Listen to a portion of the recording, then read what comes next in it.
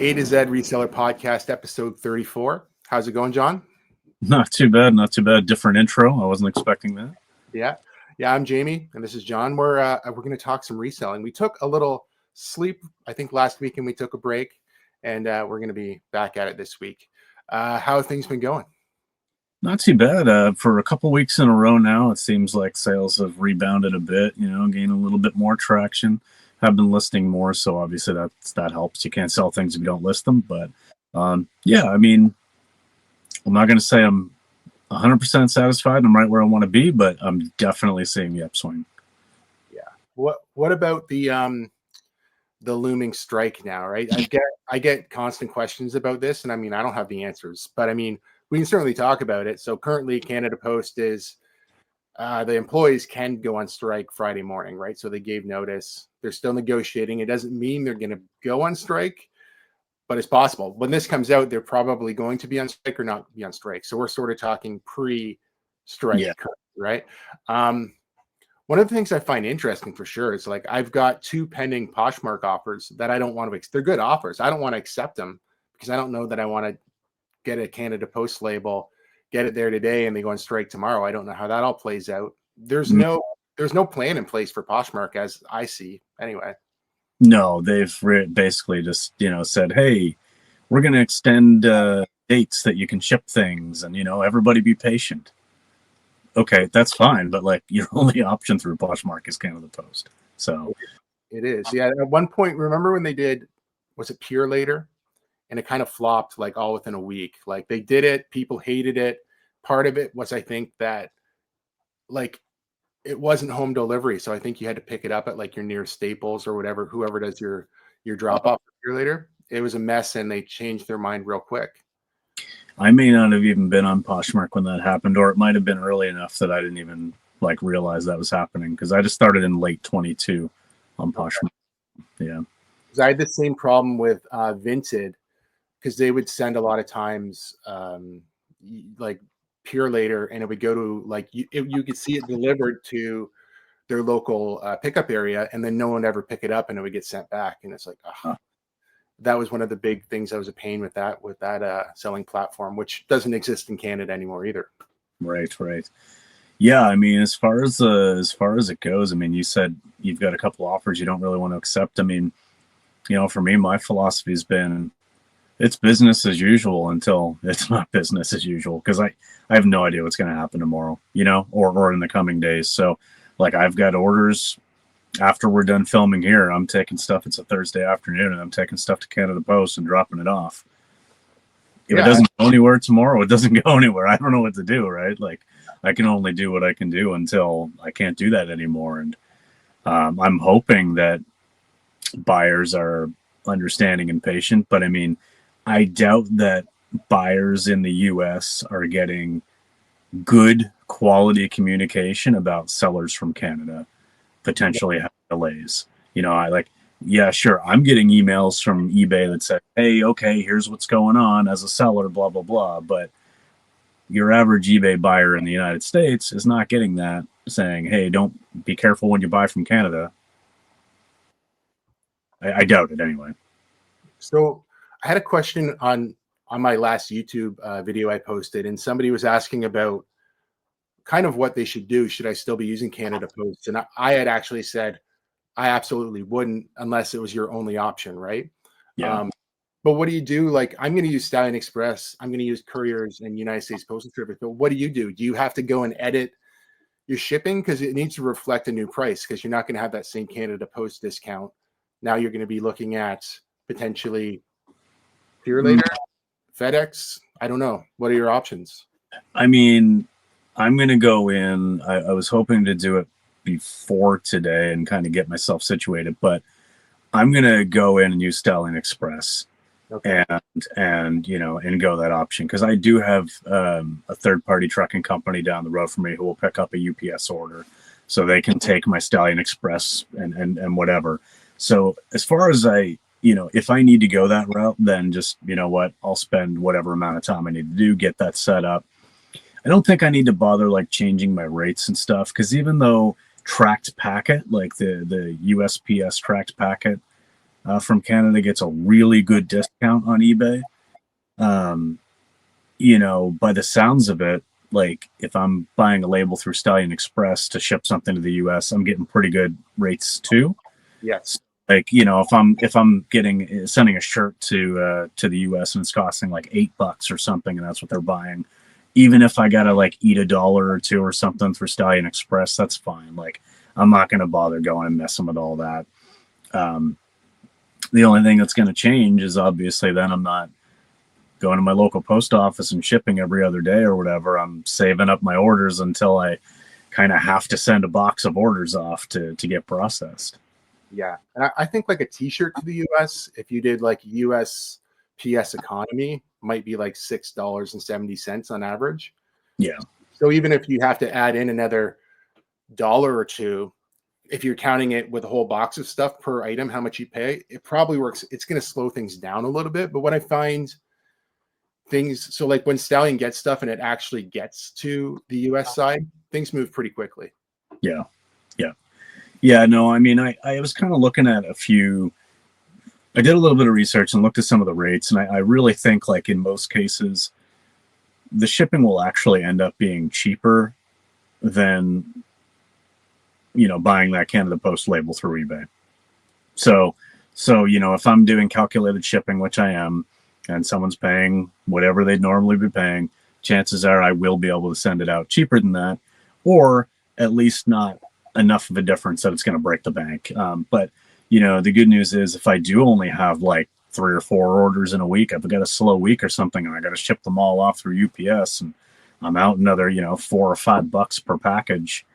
At least that lower rate will help make up for it. So yeah, you know, the buyer's paying a little bit more maybe than they would need to, but because I need to do that whole thing and I'm eating some cost sending that package to Stallion Express, like that should make up for it. So I think so. And I think that's the right mindset. I'm sure there's people out there who think, oh, but you're overcharging the buyer. But like there's so many factors in Canada that you don't really know what something's going to cost necessarily. And you know, with a labor dispute like this, you kind of have to decide. I've heard other people say they were just going to put their store in vacation mode and just kind of wait it out. But they could do a rotating strike where the things just get slowed down and it's not totally closed off too, right? exactly. And yeah, I mean, as far as like that shipping thing, just circle back on that. Like, look, I don't care what anybody says. If I put $40 shipping on something and someone pays it and they're okay with paying it, I don't care if it costs me $5. I mean, I wouldn't do that, but you know what I mean? Like, if I don't care what my actual cost is, if I go on eBay and I buy something and it's like, ah, crap, it's going to cost me $25 to ship it to me. Oh, well, I want the item and I pay it. If that person can send it to me for less than that and they've made some money or whatever, like, I don't ever see that. I don't care. I've paid what I was willing to pay. And I would never fault them or you know, need them to justify to me why they charged me a few dollars more than it actually cost. Like, Yeah. I'm sure they have their reasons. I'm sure it balances out. Or maybe they just want to make a couple extra bucks. And you know what? That's fine too. I paid what I was willing to pay. For sure. And I've eaten lots of losses on shipping and made a few extra dollars in shipping. It evens out. Unless you're really got a really bad number up there where you're just going to eat it every time. Like you probably need to figure out your average and you know, there's sort of a formula to do that. And then, you know, think about a company like Amazon, when they charge you a Prime membership for a year, they're banking on you not buying enough stuff to cover the shipping, right? So they're not trying to give you free shipping for the sake of being a good guy. I mean, lots of people get Amazon Prime to take advantage of it. There's built-in costs to that though. But they're banking on the guy who gets it and only, you know, orders a few things a year and they've made more money than they've ever spent in shipping. Exactly. So I mean, there's a business model that makes sense. And again, like if you buy something and you pay a price you're willing to pay, don't complain later if something behind the scenes didn't add up. Yeah. So this is not my sale of the week, but this is from the week before. I don't know if you've been watching YouTube much lately, but I had sold that Techniques receiver for $940. Did you see that? I did see that, and I meant to comment, but I was watching it kind of late at night, and I was in and out of sleep, and Oh, that's okay. That's cool. I fell asleep before I could leave a comment on that. But yeah, that's a great sale. Yeah. So the reason I want to bring it up, so far it's been a good transaction, but this person was a day one eBayer who bought it Mm. from Ottawa. Yeah, I don't need to give too much more information than that, but they had good communication back and forth. It didn't seem like they were asking any weird questions. I asked them to verify their address so I could at least, have some communication with them prior to shipping it. I did contact eBay too and say, hey, like, I'm a little nervous here. They made me feel not so sure about it still. They didn't help at all with anything they said, to be honest. But at the end of the day, I rolled the dice. I know what I paid for it. It seemed pretty legit. Normally I don't get scammed on like a long tail item like that. It'd be like something that would sell pretty quickly. I don't know. So far, so it's been delivered already. I haven't Nope. received any feedback or anything yet. They did message me on Remembrance Day and say, hey, tracking didn't update. And I'm like, right, because the post office is closed on November 11th. It's been dropped off and scanned in. You'll see it move, and it got there Tuesday. So it got there really quickly. So that's good. So it shouldn't be an issue with shipping. But I don't know. What do you think about that? If you had like a nearly $1,000 or, well, let's say $900 item go out with somebody who had like day one brand new account feedback, would you roll the dice and send it, or would you say, I'll take the defect? I think it would depend on the situation, because I have sold a couple of very like expensive items to people, but they had a little bit more feedback. They were kind of more established. We had some good communication. I mean, I think if somebody is looking for a long tail item like that, a very niche item, maybe they just don't eBay a lot. Like, you know what, I just need to get one of these, and they go and they create an eBay account because maybe they even had one before, but they don't buy enough. They forgot their old login or something, so they go on eBay, they buy their thing. If the communication's there and it doesn't seem too bad, I think it's probably okay. I think there's obvious red flags, like if they were asking a lot of weird questions or something like that, or if they were just being kind of strange about it, or even passive aggressive in their messages or offers or anything like that, then I'd be a little bit more concerned and be like, you know what, I don't think I want to sell this to you. Oh, yeah. Oh, we got some cat action. Yeah, Kitty's made an appearance. Come on, Marley. Come on up. Yeah, and I felt the same way. There weren't enough red flags for me not to want to send it. And an item like that is, you need somebody who wants that, and that's not something everybody would want either, right? Yeah. Well, that's like, well, I'll just follow up on that and talk about, the most expensive item I sold on eBay was a $1,400 video game. But I wasn't selling it out of my own personal collection where, if something went wrong, like as much as I'd hate to do it, where I would have to like, just figure it out and take the loss myself. I was selling it for a friend of a friend, and, for selling some of the stuff, I was occasionally getting some free video games or something like that. So it was one of those things where I wanted to be really sure, like, that the person who bought it was not, some kind of a scammer or red flag person. And that's why, I had a big conversation with them, was like, okay, like, I want to make sure you understand exactly all of these things and blah, blah, blah. And like, I look at all the feedback, and this person was clearly like a collector and probably did some reselling themselves, and 100% positive feedback. And, but yeah, so it's definitely situational, but yeah, you got to look for those red flags. Yeah. So, it's certainly not over. There's a good amount of time for someone to make some. Since Marley wanted to say hi, I'll just say hi there. Yeah. Well, now she doesn't want to, of course. All right. Yeah. So I don't know. I just find stuff like that interesting, because the easiest thing to do, and I didn't get a lot of pushback. I thought a lot of people would say you should have canceled it, blah, blah, blah. Actually, I had a lot more people say, oh, it's probably okay. Then you should be worried, which, it's easier to say when it's somebody else's money, for sure. But yeah, definitely. And yeah, I mean, I think a lot of people are scared to sell the new accounts, but like, you got to think about it. That is a very niche item, and that's going to take the right person to come along. So again, maybe that's someone who doesn't usually buy a bunch of stuff on eBay, but they need this $940 item, and that's where they can find one. So, it makes sense that would be a new account, or could be a new account, right? Yeah, for sure. Yeah, so interesting. Back to Poshmark. That is so.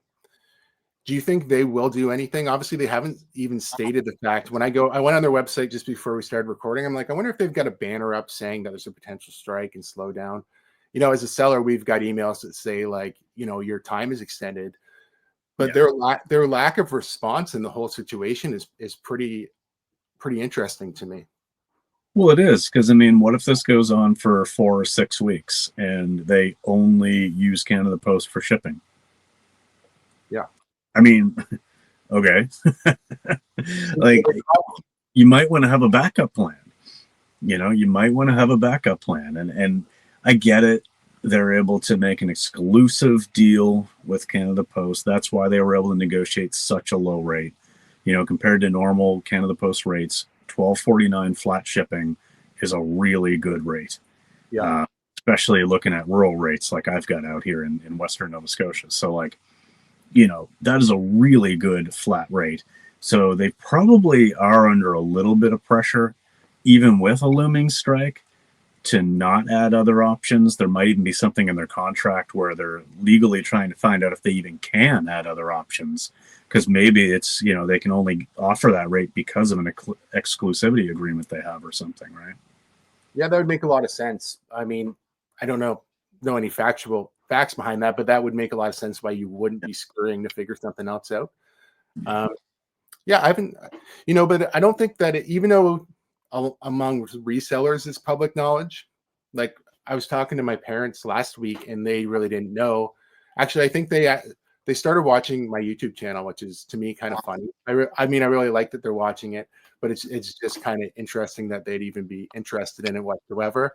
But yeah, but there's this Canada Post strike, and you know, I'm like, oh yeah, it's because it's not just something that's typically in, like, it probably is in the news, but it would go under the radar to somebody who it's not that important to, right? Right. And I mean, you know, I know a lot of people who just don't watch the news. Like, I sure don't watch the news. So if I wasn't involved in a world where I ship a lot of things, I would have no idea.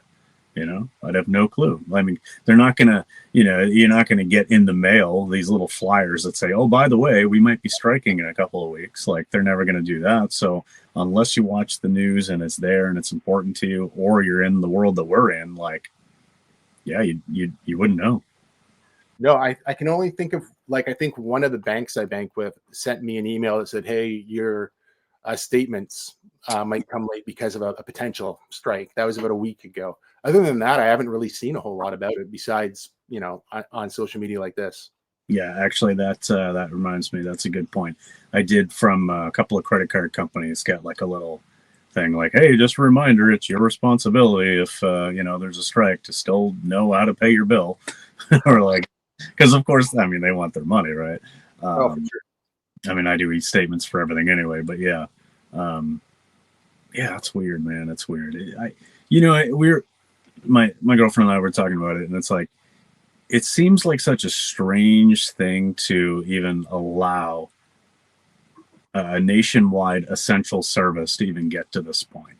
You know, like, I mean, I don't know what the answer is. I'm not some expert on this, and you know, but I mean, the mail is an essential service in every country around the world, and it really should be something that's guaranteed as like a good service. So it just seems like, you know, the national, the country's own branded one, the Canada Post might be the first to have, like, they should be setting the bar and how to do things and do things well, and then all these other companies can try to compete with that. But man, somehow they've just gotten in this position. I don't get it. Yeah, I mean, they've privatized some of it too, right? Like, I know I didn't realize this until recently. Like, in your area, do you have like Shoppers Drug Marts or like Yeah. stuff like that who accept Canada Post labels? Apparently, there were some Canadian Tires that did that too. They had like little Canada Post setup in them. Okay. Those are completely separate companies. So the people who work there, like, work for like Shoppers Drug Mart or Canadian Tire. They don't actually work for Canada Post, because I think it might have been like what is the one that we have in October? Is it Truth and Reconciliation Day or whatever? Well, yeah, it's the very end. It's like September 30th or something. The very Yeah. end. Okay. Well, I know the post office is closed for that day, but you know, I went into Shoppers Drug Mart on my way home to grab like a drink or something. And I'm like, oh, the post office is open in here. And I went over and was talking to the lady. And I'm like, I just assumed that you guys all worked for the post office. So I know there was a little bit of, so I actually talked to my local the postmaster in my little town, and they're like, yeah, we obviously don't really love that because it's, they can basically do the job cheaper and it takes it from them. Right? So I'm like, oh, I could see how that would be sort of like an eyesore if you actually work for Canada Post. But I mean, that's sort of the kind of thing how they're probably trying to save some money as well. I don't know if things like that are like an issue or if it's just wage. Yeah, I don't know. I mean, it's weird. You would also think that like this would be a heavily subsidized thing. Like you would think this would be a government subsidized essential service, and instead of framing it in the corporate mindset of we've had $250 million losses in a quarter, it's like, well, I mean, is that a business loss or is that just the cost of having a mail service in your country? Yeah. And and having a government budget that allows for the taxpayers to just have that as part of the output and allocation of the taxpayers' money. Because I mean, obviously, they're when anything's subsidized, it's not like, oh, the government's just paying for it. I mean, we're paying for it, but like I'll gladly pay to have a mail service in my country. It's weird that they're framing it like it's a like it's a private business, and they're putting out these quarterly reports of, oh my God, we lost $250,000. I mean, yeah, nobody wants to lose money, but isn't the way of framing it like, okay, what is the cost of providing mail to the citizens of this country? Yeah, I really think so. I did want to talk to you about something. So this will be an exclusive here. I haven't showed any of this on my channel or showed any of it actually. So you would like this for sure. Okay. So this lady I worked with for like 20 years at my old job, factory job, we worked directly with each other for the last probably 10 years. She had told me stories about her attic and all this stuff in there. And one day when we're going to clean it out, I'll call you. I'm like, yeah, sure. Whatever. Right. Sure enough, I got a text last week. Hey, my husband's laid out from work. He's got time to rip apart the attic. Do you want to come look what's in here? So that was the initial part of the story. When I actually got there, they're like, actually, we have this stuff stored for somebody else for the last 10 years. We told them we're going to throw it away or sell it, and we could split the money. The guy chose to sell it, split the money. But it was all, so vintage video game stuff, sports cards, tin toys, just plain old collectible stuff. Okay. I was seeing the rest of the attic was like, I tried not to look around too much because it's just their other stuff, but there's a lot of good stuff in there. The day that they're actually ready to get rid of some of that will be nice too. But just a couple things that I grabbed out of there was like, do you remember the Power Glove? Oh yeah. Yeah, complete Power Glove with the bar and everything. I think there was 5 Nintendos, like NES, so the original Nintendo, 8-bit Nintendo. 5 of those. Nobody knows if these things work or not. There was a Super Nintendo in there. Okay, so an Atari, but not the old Atari. The Atari, is it XC or what is? Do you remember the one that had the keyboard? And oh yeah. I forget like what model it was, but I do remember which one that is. Yeah. I looked that up after I got home because we sort of just made a blanket deal. That thing, if it's complete, it was like $300 or $400. So there's a lot of stuff, tons and tons of video games, so many controllers, all this stuff. So we made a big pile, and essentially, I don't know how much of this stuff works. It's been in an attic for 10 years. It all looks like it's been in an attic for 10 years. I just said, like, there was no negotiation because they didn't want to throw a number out. And I just said, well, like $300 would be, I feel like I couldn't lose money and I'd feel good about it. How do you feel? And no negotiation. They're like, yep, that's fine. So we did video games first. And I'd say to them, if there's anything here that's like, crazy money, to me, crazy money is like $1,000, like rare thing or $1,400 game. I mean, I'll come back and say, hey, thanks. Here's some extra money. A Nintendo that might work, might not work. I'm just taking my chance on it, the same as they would be, right? Yeah, exactly. All that. And then I started digging around more. So I did video games first, then I did some toys. There was like some tin toys, stuff like that. I thought, same thing there. I thought I was maybe being generous. I'm like, I don't know, maybe $100 for these 5 toys. He's like, oh no, that's where the money is. I'm like, I don't know anything about these. So I just agreed to pay, I think $150 for a bunch of toys and a watch, and left all the cards and stuff there. I'm like, I don't really want to get into like going through boxes of cards, but yeah, when I start deep diving some of these games, there's some pretty cool stuff in here, and it's Nice. I have no idea even. I just have like 3 giant IKEA bags full of like video game consoles, accessories, games, ranging from anywhere from the original Atari all the way up to I think some maybe PS1 games and stuff like that. Okay. A lot of Nintendo though. A lot of Nintendo. Man, that's sweet. Like I'm happy for you, but I'm also extremely jealous because I don't get stuff like that happen for me. So that's epic. That is epic as can be, man. That's like $300. Just okay. So just thinking about the NES, if there's 5 of them, if they all work and you move them kind of quick after fees and everything, you're going to make your money back right there. Yep. If they don't work, hey, well, okay, you've got 5 bricks. Maybe you can get $20 a piece if somebody wants to mess with them. Right. But I mean, yeah, you pretty much can't lose with that kind of a deal. Like that's really cool. Well, yeah, the Power Glove itself, like I saw one in like a Facebook video game auction group that I'm part of. I saw one go the other day, just the glove itself for like $120, you know, and that didn't have like the bar and all the rest. Like it was just the glove, and it's like, and that's on an auction group where, you know, you're not even going to get top dollar or anything. So yeah, for sure. But that's the thing too. Like it's so hard when you're in situations like that, because so at the end of it, he did have a number in mind. Everything that was in the room, he said, I'm trying to get $1,000. So I walked out of there giving him $450. So he was halfway there with stuff to sell still. So yeah, I feel like he thought he got a good deal still. The funny thing was, so I was at a different buy earlier in the day buying wholesale shoes from somebody else. And I had said, oh, I can't buy too many shoes because I'm going to somebody's house to clean their attic out, so I can't have my car completely full of shoes. Yeah.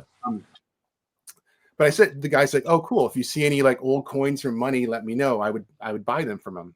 So I accidentally text the guy that I just bought stuff from. I'm like, hey, it was a bunch of video games and toys and collectibles. No old money, sorry.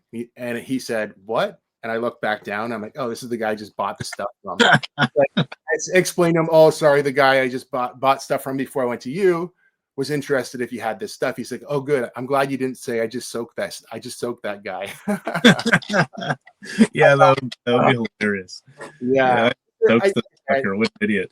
Yeah, which I don't feel like I did, because I'm taking a lot of risk on stuff that I feel like half of it might not even work. And I will do a video on it. And when you see the condition of it, some of this stuff is like stained and yellowed and whatever. But for that kind of money, it's definitely worth taking a risk. And I do think it'll come out to be pretty profitable in the end. Well, yeah, that's just it. I mean, you know, and then if you do have some stuff that, you know, doesn't work, then you've got options. You can be like, okay, well, they want to sell these for parts. Is it even worth it? Like, for me personally, if I have stuff that I know doesn't work or is kind of like mostly for parts, you know, when it comes to some of those older things, a lot of times I'll just kind of wait and then Frankenstein lots together or whatever. Exactly. Or, you know, like I've taken regular Nintendos apart and changed the pins and cleaned them out inside and done all that, done the whole refurbish. So like, you know, maybe you get one that has a really, really nice shell, but it doesn't work. Okay, you take that shell off, you put it on one that does work, and all of a sudden you've got a nice, shiny, top dollar, $100, $120 NES, you know? Yeah. Like, you know, if I have multiples that don't work, I'd probably just sell a lot of 3 for parts only. Try to get the most you can while making the shipping reasonable for somebody who might actually fix them, right? Yeah. Yeah, for sure. So yeah, a lot of work ahead of me. The cool thing about that is that sets me up to not worry so much about thrifting for the near future. I probably bought this week was a spend week for sure. I went and bought a bunch of jerseys from somebody. I went and bought all this video game stuff and collectible toys, and then a whole bunch of wholesale shoes. So I could probably sit back from the rest of this month, partway through December, before I had to thrift anything, which I don't usually like to keep a death pile. But it is kind of nice with the like holidays and the weather changing, like I don't really want to be running the roads if I don't have to. Yeah, no, for sure. Yeah, we've definitely got a couple of we're gonna have a couple spendy weeks coming up. We've got a couple of weekends planned over the next couple of weeks here, and trying to hit up like multiple stores and go into a few different areas and whatever. And it doesn't mean we're gonna find a bunch of good stuff, but we're definitely going out there hunting, and probably hit up something like 8 thrift stores this weekend, and close to that again next weekend. So hopefully, fingers crossed, I can spend the money that's in my reselling account ready for that. But nice. That's the one thing about thrifting that's always disappointing sometimes. Well, not always disappointing, but sometimes when you have that money and you want to spend it and you're looking for inventory, it just isn't there. It's like, man, this is like so tough. You go to 4 places and realize, man, I've bought 7 things and 6 of them are for me. Yeah, exactly. Crap. That's the hardest part about reselling anyway, right? Like you're always looking for new inventory. I was just saying to somebody last week, I spend 60% of my time hunting for things to sell. And, I need more time to actually list stuff, but you need to really change it where you're spending, 20% of your time looking, and then the rest of it's working on your business. But it doesn't work like that. No matter what you do, you can fall into a good deal that might get you through a little bit, but then eventually you're going to be in a dry spell again. Well, exactly. And that's why, you say you don't like to keep a death pile. And obviously, I don't want to be in the storage business either, but you do want to make sure you've got enough to kind of hold you over if things do get slow. So, I watch a lot of shed flips, Lonnie and Candace, I'm sure you do too. Yep. They do the same thing where it's like, look, you got to make hay while the sun shines, basically, and you get these good deals and you buy it. And it's like, oh, we might not be able to get to it all. But then like down there in the wintertime when all the yard sales are shut down, and especially here in Canada in the wintertime, or like 8 months of the year when there's no yard sales and stuff, like, the sourcing options do become way more limited. So it's nice to have a little something to pull from, or at least be able to get yourself through a dry spell of a couple weeks. That's why I like to go out and like buy a whole bunch and then like process it all, get all my photos, like talking about clothes especially, and plan out drops for 2, 3, 4 weeks at a time, so that I know, okay, well, even if I don't get anything else over the next 3 weeks, I've got stuff that is planned to list for the next 3 weeks. That's just it. I know, just my mindset is like always on to the next thing, right? So if I get it and don't deal with it now and I let it sit there, by the time I'm ready to deal with it, I might be like, oh, it seems like too much work. When you buy something, you're excited about it and you're like, I'll clean this up, it's gonna be worth so much money. If not, I'll do this with it, or blah blah blah. Then over time it's like, man, that I can see why that sat there forever, because I don't want to deal with it either now. Everything is always super awesome until it sucks. Yeah. And that's just the reality of it. I mean, you need the new shiny thing, right? We're just a bunch of crows, man. Yeah, which is why I don't like. That's the only reason why I don't like a death pile. Sure, I like to have good stuff to list later, but I know if I get it and list it and get it processed, it's over, right? Like then I'm just sort of waiting. But like I said, when you hit those dry spells, it makes it a little harder. Yep, for sure. So I know you said things are picking up a little bit. Did you have a sale of the week? I did, and it's really, really interesting because I didn't know you were going to talk about that receiver. Mm-hmm. Now, obviously, your receiver is way more valuable than the one I'm going to talk about, but I'm going to call it the sale of the week only because it was a good intuitive buy. I had an option to get more than one of these, but I wasn't sure, and I wanted to see how one would do. This is a Shaw Direct receiver, like a satellite receiver with a remote. Value Village had a stack of 4 of these for $5 a piece. And I was like, well, I should look that up. And, I could see quite a few listed around the $100, $120 range, and a few sold and stuff. And I was like, this might be worth picking one up just to see, right? $5. And then I did pay a couple bucks for the remote that was sitting on the shelf near it.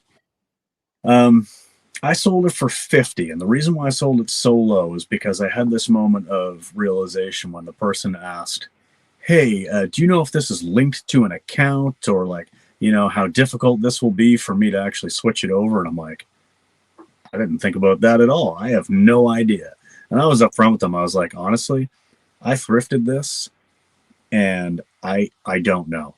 I have no idea. So I don't even know how it works. Like I've never had a satellite TV or satellite receiver. I don't know. They're like, okay, will you take $50? I'm like, sure, because I paid for it, right? I mean, I didn't tell them how much I paid, but so I'm going to call that my sale of the week because it seemed like a really good intuitive buy. I was caught really off guard by quality questions, but then still made a really nice profit on it. So I was in that same value village of maybe a week later, and the rest of them were gone. So I was like, But I know with Bell that is an issue where if somebody has owed money in an old account, they won't release the receiver to you because it goes off of like a serial number. They used to have, like cards, and I think you could switch the cards out, but I think the account gets locked to that number. So if somebody's like very delinquent with it, they don't want to like release it, right? Right. But yeah, I see that being a concern. But yeah, how would you know that, right? Well, yeah, exactly. So this person basically said, okay, well, I mean, for this amount of money, I'm willing to risk it. Because clearly all the other ones listed were, in that $100, $120 range. So, they're taking a bit of a chance. I'm off the hook if it doesn't work out for them because like the messages are all there very clear. But I mean, I still made some good money. So nice. Yes, I'm gonna go with. So I just sold this the other day, and I had so many lowball offers on this, and then all of a sudden somebody just decided to pay full price after like a whole bunch of $5 and $10 offers. Okay. So it's South Park season 1 through 10 on VHS. I got $50 USD, which is about $70 right now. It's like 69 something. Mm-hmm. I got it from my one buddy who's getting out of selling clothes. He never sold clothes online, but he would always pick stuff up at the bins and wholesale. I think he has clothes at his antique booth, but he doesn't do a whole lot of them. He does, but not like he's very particular on the ones that he does sell.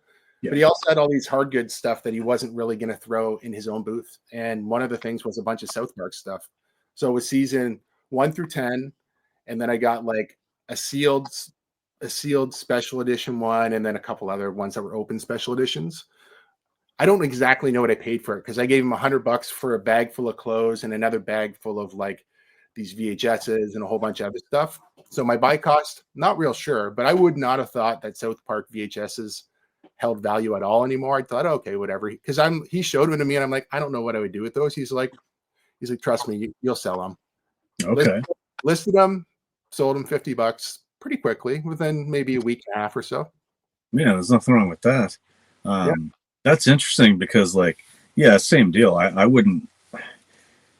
I mean, I know there's a VHS market out there, obviously. Yeah. But I would think that if someone was buying seasons of a show, they would want it in a more convenient format. So they'd want to get it on DVD or something like that. But obviously, there's somebody out there who's just like, man, I want these on VHS. This is awesome. I could see, and I don't know that this is the case, I could see the VHS ones maybe having stuff that was more risky that got removed or edited out of like DVD later on because it was pretty touchy, right? Like they hit on some pretty interesting topics, and they were pretty over the top being rude about it, which was why people loved it, right? Because it was like, oh man, can you believe this is even on TV, right? Yeah. Yeah. So I guess if you're out there and you see South Park stuff like on VHS, at least look it up because individually they still sold pretty well, but because I had a run through 1 to 10, I'm like, yeah, that makes sense. Yeah, for sure. Oh, good stuff. Yeah. What about the rest of the stuff? I know you said Poshmark people aren't really shying away from it still for you. My Poshmark Canada has been pretty slow. The US one's picked up, but I've had issues with it. It picked up, and I mean, like, it's been okay, but it definitely has slowed down recently. So I'm thinking maybe like in this last week, maybe buyers are also getting messages on their dashboard or whatever that says, hey, like, just be aware that, if you buy something, you may not get it. I don't think so, but I haven't seen that myself. I've actually just purchased a flannel button-up on Poshmark from somebody. Okay. And it came from, I think, from Nova Scotia, and it got here right now Canada Post is hauling, but stuff that you ship out gets there real quick. They almost seems like they're trying to avoid, word of mouth, bad press, like dragging their feet. Things are going quick. But yeah, like I don't know. I didn't get any notifications that it might not get here. Mm. The reason why I bought something, I think I won $50 off of the Love It or List It thing. Right. Like, okay, well, I'm going to buy this shirt that I would never buy for myself for $50. So, That reminds me. I'm glad we're talking about this. I got to look this up because. Did I buy a shirt from you? Do you have a second account? No, you didn't buy it from me, but I bought 2 things recently. They were both gifts. I bought 2 things recently. And okay. I received the one, and I thought the other one should have been here by now as well. So I was just looking, and it is in New Brunswick, and it was there as of yesterday. Okay, it probably would have been delivered tomorrow if there wasn't going to be any disruption, or it may even possibly arrive at my post office this afternoon when the truck comes in, and it would be in my PO box tomorrow. It's possible. So, okay. Otherwise, I might need to wait a good long time for this. Yeah.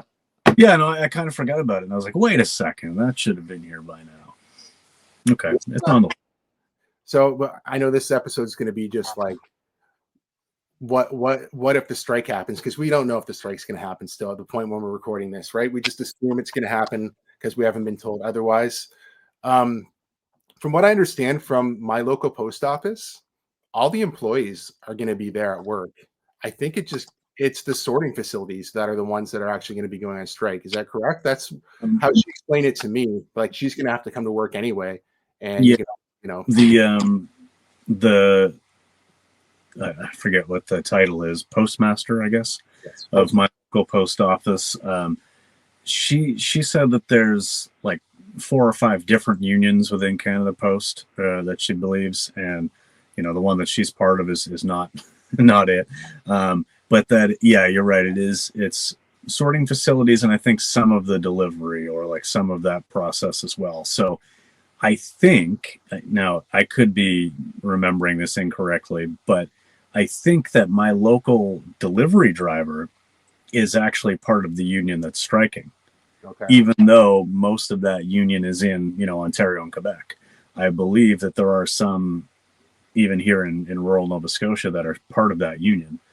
But yeah, the people who work in the post office here would still, I guess, I mean, they'd have to come to work, but I don't know if they'd have anything to do. True. Right. Yeah. So, just in case, I don't know, I wish I had one of those like Men in Black, where I go like this and then I just erase my memory. So if there's no strike tomorrow, forget all about everything we talked about because it's not relevant. If there is a strike, there'll be a lot more questions I guess we'll have next week. And if you have, if you leave a comment, there's a 10% chance we will look at it because we're not very good at looking at comments, unfortunately. But at some point, we'll go back and read it and try to do our best to answer it. I will add to that and say, I may see your comment, but I might be falling asleep while I do. All right, so there you have it, episode 34, which may or may not be relevant to anything, again, depending on whether or not they strike. But hey, we do appreciate you guys popping by and all your questions and support on this. I can't believe it's 34 episodes already. It seems like we started this up really, really recently, but I guess not. Yeah, that's about it. So let us know what you think about this strike. You'll actually be seeing this and you'll know the answer already. So yeah, what do you think? How long do you think it's going to go on for, if it's even happening?